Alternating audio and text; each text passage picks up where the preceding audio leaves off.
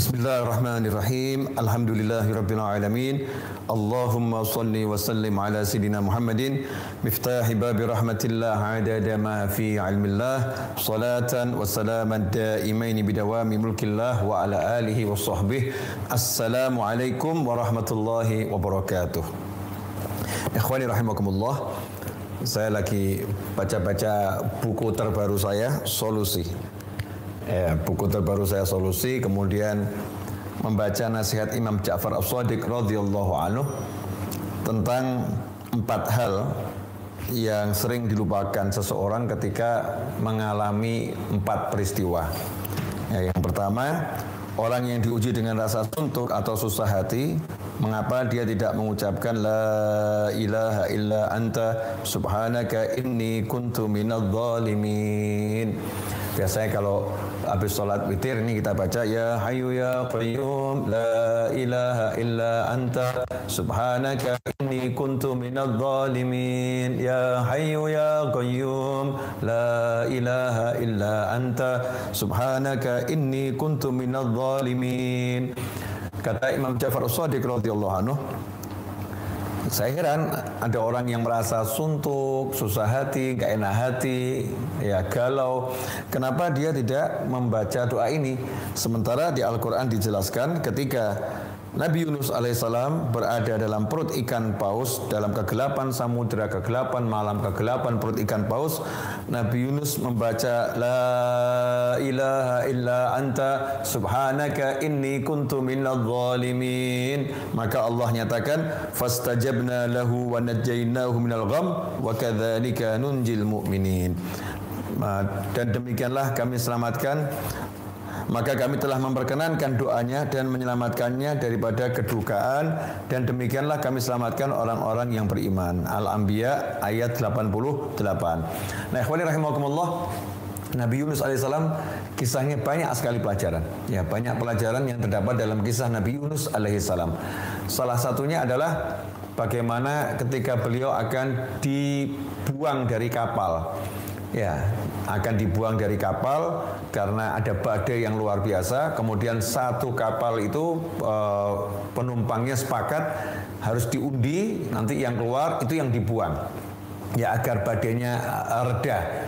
Maka saat itu setelah diundi jatuh pada Nabi Yunus, undiannya jatuh pada Nabi Yunus alaihissalam. Anehnya seisi kapal itu menolak, mengatakan jangan buang, ya jangan buang orang ini, jangan buang beliau.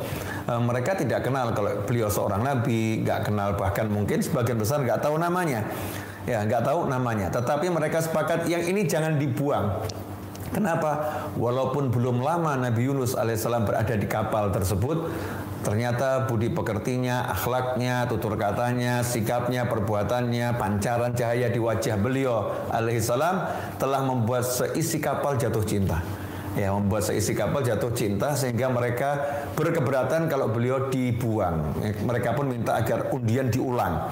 Bayangkan nih, padahal semuanya kan terselamatkan nyawanya. Kalau Nabi Yunus dibuang kan semuanya selamat nyawanya. Tapi mereka nggak mau selamat, sementara orang baik ini, orang soleh ini yang jadi korban. Mereka nggak mau. Ulangi saja. Biar salah seorang di antara kami yang jadi korban yang dibuang. Jangan yang satu ini. Ini adalah sikap hati yang luar biasa. Meskipun belum lama mengenal, ya tetapi udah bisa jatuh cinta kepada Nabi Yunus alaihissalam. Di sini ada pelajaran yang sangat menarik, bagaimana hebatnya Nabi Yunus ketika beliau itu menjalani kehidupan bersama orang-orang yang tak dikenal, menjalani kehidupan bersama orang-orang asing, menjalani kehidupan bersama orang-orang yang baru ditemui. Ya, beliau bisa memberikan kesan yang sangat mendalam di hati mereka semua. Dan undian pun diulangi sampai 3 kali, ternyata tetap yang keluar Nabi Yunus alaihissalam, dan Nabi Yunus pun memaksa agar beliau yang dibuang. Nah, saat beliau dilempar laut dengan penuh rasa haru, ya, dilempar laut, maka saat itu tiba-tiba muncul ikan besar raksasa, ikan paus kalau kita sebutnya, yang menelan Nabi Yunus, tapi menelannya dengan lembut dan samudera, ke pedalaman samudera. Di dalamnya samudera itulah tidak resah, tidak bingung, tidak galau, nyantai, duduk, tawajuh pada Allah Subhanahu wa taala mengucapkan la ilaha illa anta. Enggak ada Tuhan kecuali Engkau ya Allah. Subhanaka, maha suci Engkau. Inni kuntu minadz zalimin. Sesungguhnya aku termasuk dalam kelompok orang-orang yang telah mendolimi diriku sendiri. Ikhwani rahimakumullah. Walaupun kalimat ini bukan doa, nggak minta apa-apa, tapi Allah menyatakan dalam Al-Quran surat Al-Anbiya ayat 88, fastajabna lahu, ya, dan kami kabulkan permohonannya. Nabi Yunus nggak minta apa-apa, tapi Allah katakan fastajabna lahu, kami kabulkan permohonannya. Nah, al-i'tiraf mengakui kesalahan, walaupun nggak ada nabi yang berbuat dosa, ya, nggak ada nabi yang berbuat kemaksiatan. Maksum, terlindung dari perbuatan dosa dan maksiat.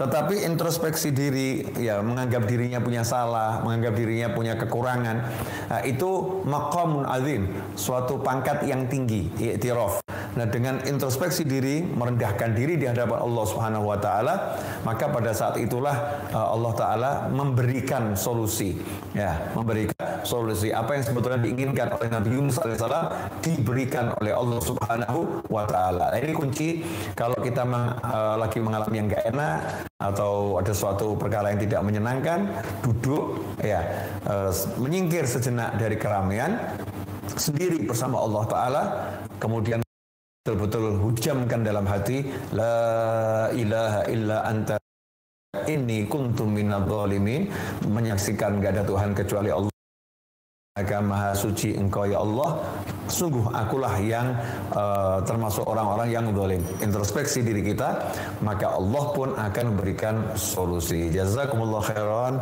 Nah, untuk kawan semua yang pengen punya buku solusi ini, bisa dipesan sekarang juga via WhatsApp di nomor 0813 2514 0667. 0813 2514 0667.